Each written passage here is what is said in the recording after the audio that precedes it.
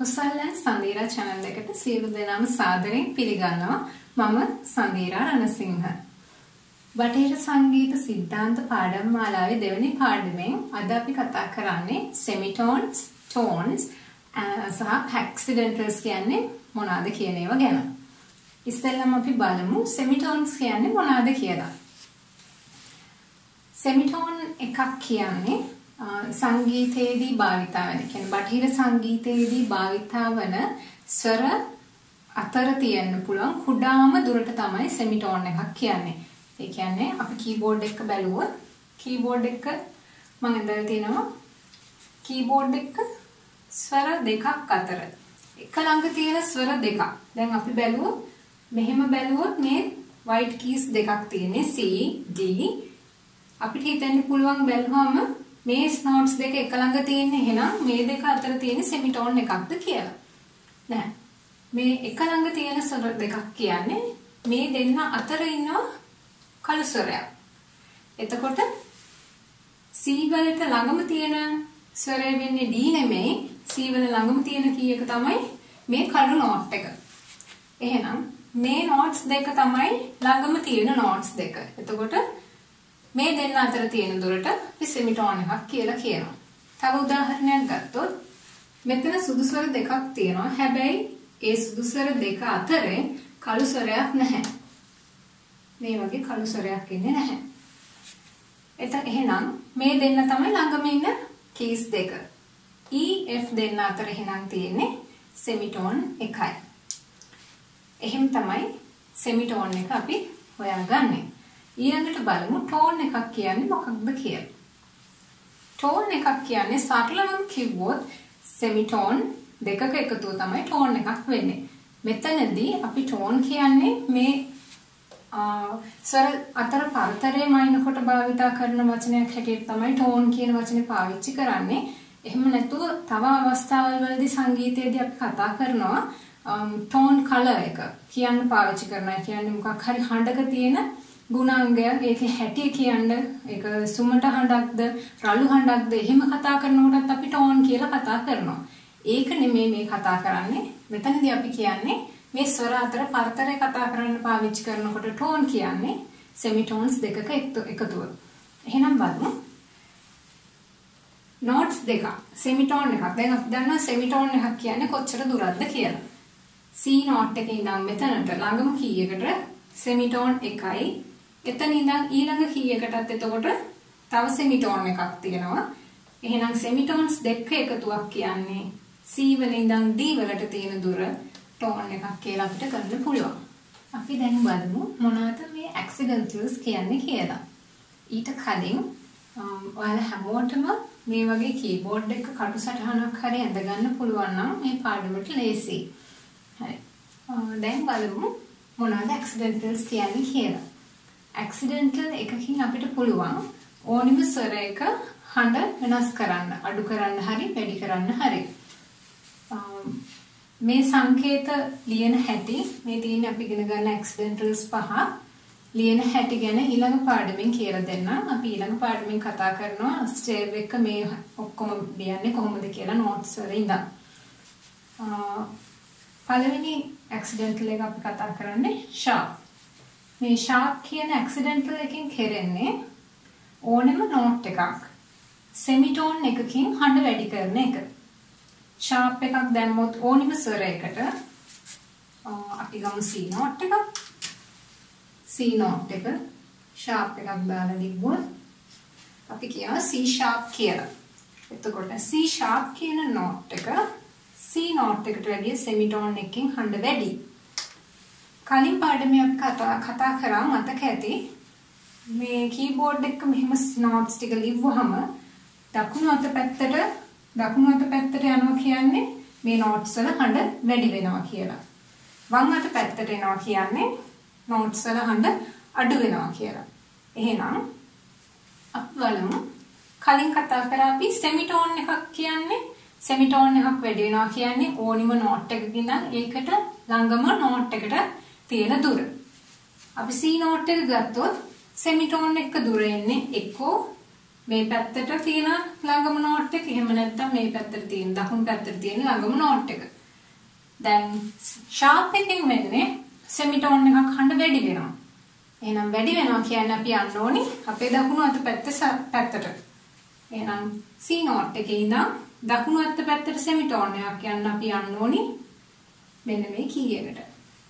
එහෙනම් මෙතන මේ කළු ස්වරය මම පාට කරලා නැහැ. මේ කළු ස්වර අපිට මේ නෝට්ස් ලියපුවම පැහැදිලිව පේන්න ඕනි නිසා මේක කළු ස්වර මේ තියෙන්නේ.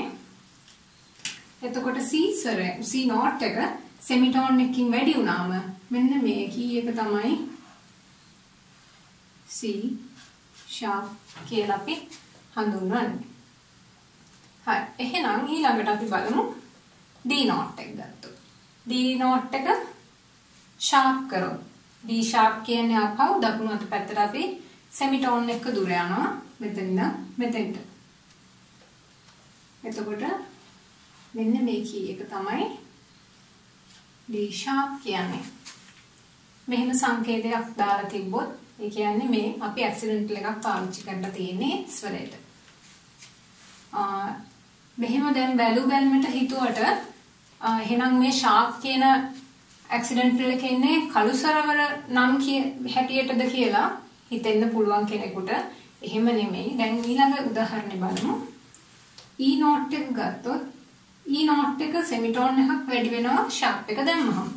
එහෙනම් මෙතන ඉඳන් E නෝට් එක E sharp කිව්වොත් E එකට වැඩිය සෙමිටෝන් එකක් වැඩි ස්වරය.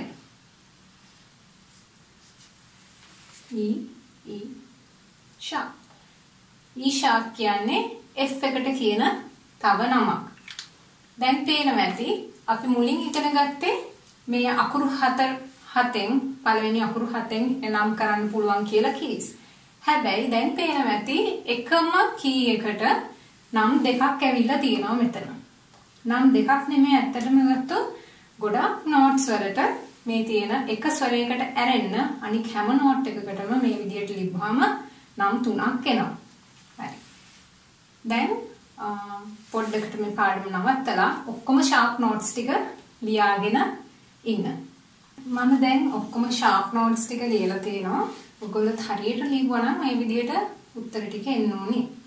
දැන් බලමු flat කියන්නේ මොනවද කියලා. flat එකකින් වෙන්නේ sharp කියන සංකේතයෙන් වෙන ක්‍රියාවලියම විරුද්ධ ක්‍රියාවලියක්. ඒ කියන්නේ sharp එකකින් වෙන්නේ note එකක් semitone එකක් වැඩි වෙනවා හඬ. flat එකකින් වෙන්නේ ඕනෙම note එකක හඬ semitone එකක් අඩු වෙනවා. එහෙනම් අපි ගමු B note එක.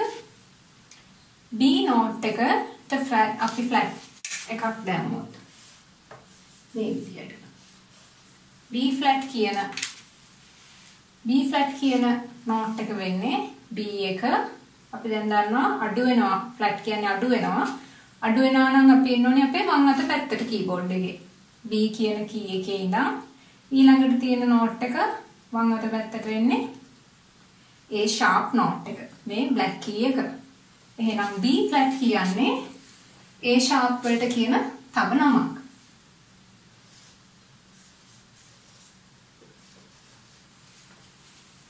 තව note එකක් බලමු. අපි F note එක ගත්තොත් F note එක flat වෙනවා කියන්නේ අපි ආපහු F ඔන්න key එකේ F key එකේ ඉඳන් වම් අත පැත්තට එන්න ඕනි semitone එකක්. ඒ කියන්නේ එක step එකක්. මෙතන ඉඳන් ඊළඟ key එකට. එහෙනම් F flat කියන්නේ මෙතන ඉඳන් එකක් ආවහම E වලට කියන තව නමක්.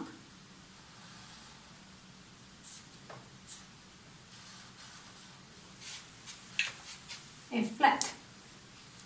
C note එක ගත්තොත් C note එක flat වෙනවා කියන්නේ මෙතන ඉඳන් අපි එන්න ඕනේ වම් අත පැත්තට එක step එකක්. ඊළඟ ළඟම තියෙන key එක වම් අත පැත්තට C flat.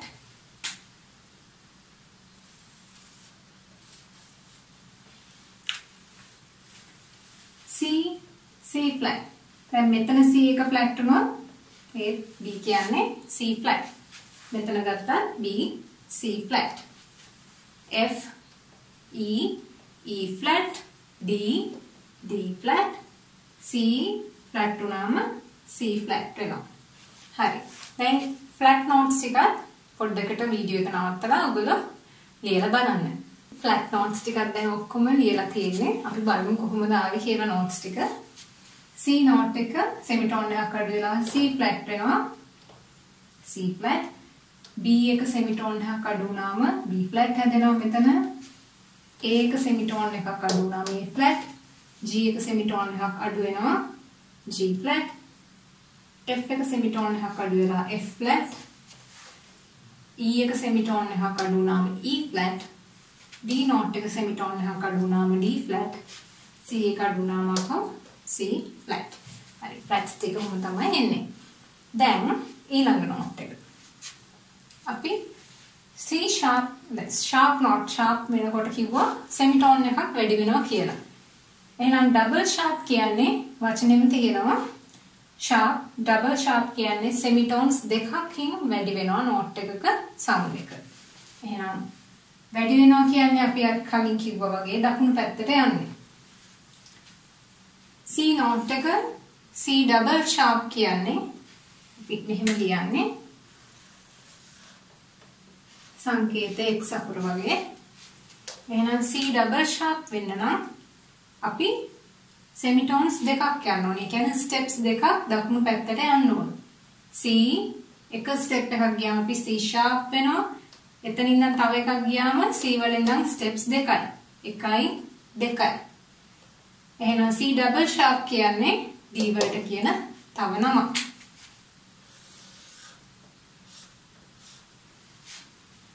එහෙනම් D වල ඉඳන් අපි steps දෙකක් ගිහිල්ලා හොයාගමු D double sharp කියන්නේ කොයි key එකටද කියලා. D එක step එකයි 2යි. D D sharp D double sharp. එහෙනම් D double sharp කියන්නේ E note එකට කියන තව නමක්. B note එකෙන් ගමු. B B sharp B double sharp. B එක step එකයි දෙවෙනි step එක ආවහම D double sharp කියන්නේ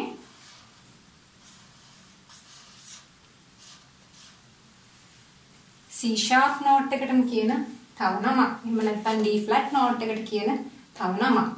මේ විදිහට double sharps ටික ඔයාලා දීලා බලන්න. මම එහෙමම කියන්නම්. double flat ටික.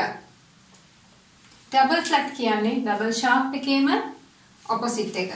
විරුද්ධ ක්‍රියාව. double sharp එකේදී semitones දෙකක් අපි දකුණු පැත්තට ගියා. මොකද හඬ වැඩි වෙන නිසා. double flat එකේදී වෙන්නේ හඬ අඩු වෙනවා semitones දෙකකින්. එහෙනම් අපි ගමු මෙතන C note එක ගත්තොත් C note එකේ ඉඳන් semitone එකක් අඩුම C flat. අපි තව semitone එකක් අඩු වුණාම C double flat වෙන්නේ B flat එකට කියන තව නමක්. මේක ලියන්නේ මේ විදිහට flat ලකුණු දෙකක් දාලා. C එක step එකක් semitone එකක් අඩු වුණා 1යි 2යි. steps දෙකක් අඩු වුණාම C double flat. A එක step එකයි 2යි. එහෙනම් A double flat වෙන්නේ G එකට කියන තව නමක්.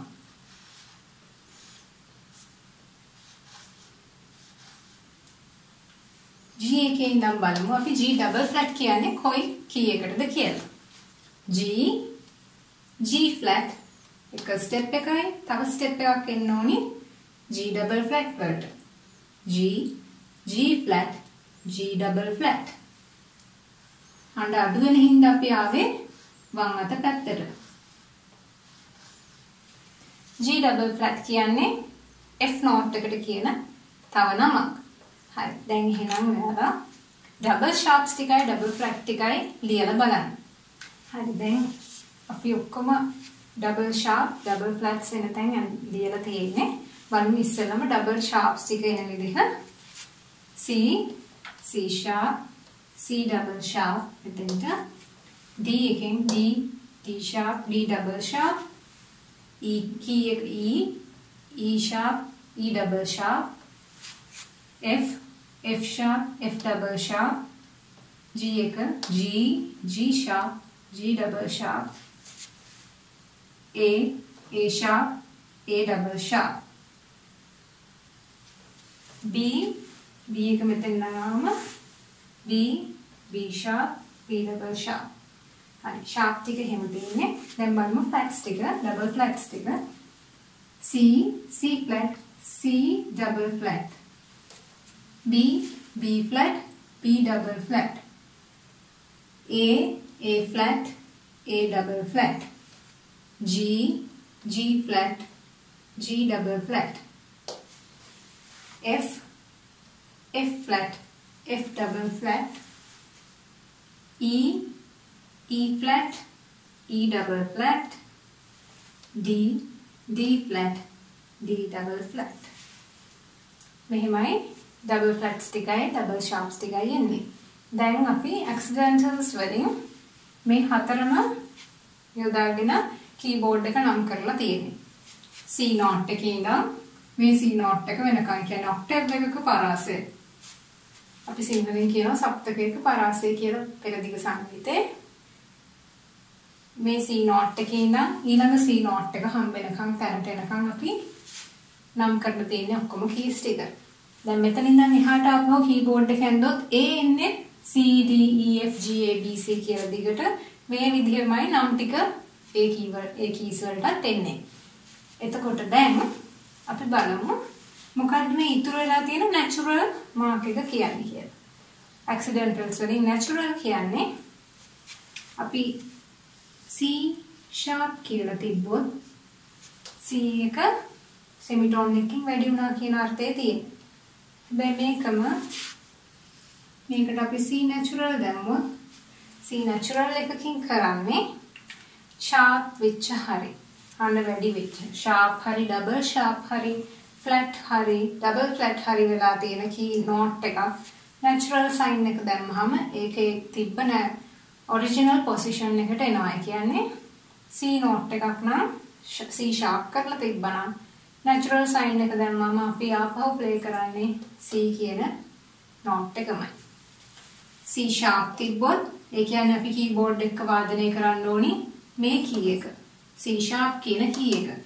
හැබැයි ආපහු C natural දාලා තියෙනවා නම් අපි play කරන්නේ මෙයා නෙමෙයි C note එක. දාලා තියෙන accidentals හැම එකක්ම cancel කරන්න power එක තියෙන්නේ natural කියන accidental එකට. හරි.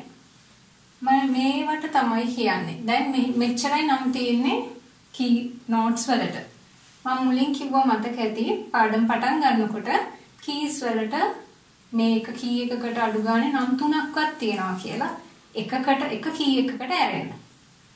මෙතන පේනවා ඇති A flat නැත්නම් G sharp note එක තියෙනවා.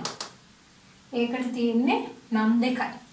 ඒ ඇරෙන්න අනික් හැම key එකකටම හැම ස්වරයකටම නම් 3ක් යෙදෙනවා බටහිර සංගීතයේදී. මේ විදිහට එක ස්වරයකට නම් 3ක් කියන්නේ විවිධ නම් තියනවාට තමයි අපි enharmonic equivalence කියලා කියන්නේ. පාසල් පද්ධතියේ බටහිර සංගීතය ඉගෙන ගන්න දූල පුතාලට enharmonic equivalence කියලා පාඩමක් තියෙනවා. ඒ කියන්නේ enharmonic equivalence කියන්නේ එක sound එකකට එක හඬකට තියෙන විවිධ නම්. මේ ටික තමයි enharmonic equivalence කියන්නේ. හරි. එහෙනම් අදට පාඩම මේක තමයි මෙච්චරයි. අපි ඊළඟ දවසේ හම්බ වෙමු. ඊළඟ පාඩමින් stave එකක කොහොමද notes ලියන්නේ? stave එක කොහොමද අඳින්නේ? clefs මොනවාද? notes මොනවාද කියන එක අපි ඊළඟ පාඩමින් කතා කරමු. අද පාඩම් බලුවට බොහොම ස්තුතියි. සුබ දවසක්.